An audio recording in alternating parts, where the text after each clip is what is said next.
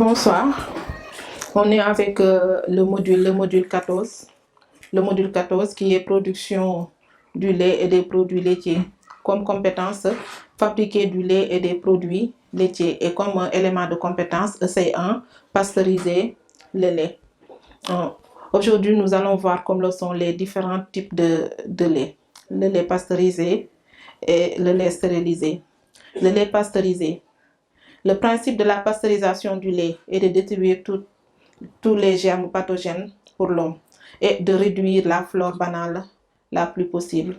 On distingue deux types de techniques, la pasteurisation basse et la pasteurisation haute. La pasteurisation basse s'effectue pendant 30 minutes à une température de 63 degrés Celsius. C'est une méthode assez lente, mais qui permet de ne pas modifier les propriétés du lait. Le lait doit cependant être de très bonne qualité avant le traitement. La pasteurisation haute est une méthode très répandue. Elle consiste à chauffer le lait à 72 degrés Celsius pendant 15 secondes. Cette température peut être élevée et ce suivant l'état du lait avant traitement. Cette pasteurisation est encore appelée HTS. Dans tous ces procédés, le lait est mené à la température et maintenu le temps nécessaire. Le lait stérilisé. La stérilisation a pour objet d'assurer une conservation très large du lait par destruction thermique des germes et des spores.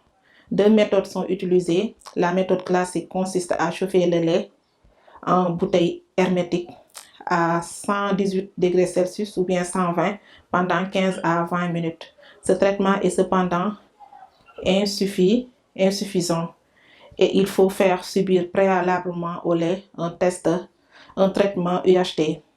Les propriétés organoleptiques sont plus ou moins modifiées en ce qui concerne la couleur et le goût.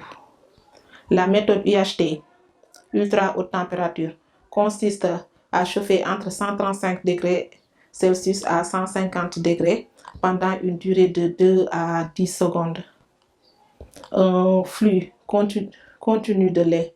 Le lait doit être bien entendu conditionné aseptiquement. Les dérivés du lait.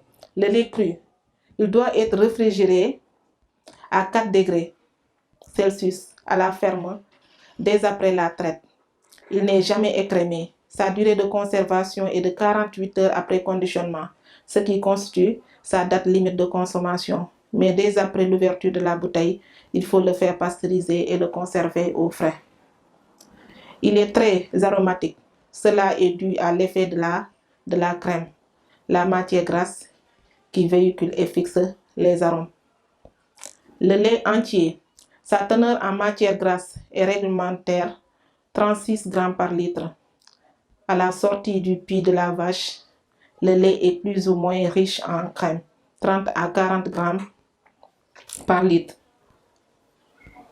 Le lait demi-écrémé, il contient 5 à 15 grammes de matière grasse par litre. Cette teneur est obtenue par la même méthode que celle qui est utilisée pour le lait entier. Nota bene, l'écrémage ne modifie pas la teneur en calcium, donc le lait est aussi riche que le lait entier. Le lait écrémé, il contient moins de 3 grammes de matière grasse par litre. Le lait est simplement séparé de la crème par une centrifugeuse. Il est aussi riche en calcium que le lait entier. Le lait peut subir certains traitements et être vendu comme tel. Nota bene, entier, demi-écrémé, écrémé, on les reconnaît dans les rayons du marché par leur couvercle. Si c'est jaune, c'est cru, c'est du lait cru. Rouge, du lait entier. Bleu, demi-écrémé.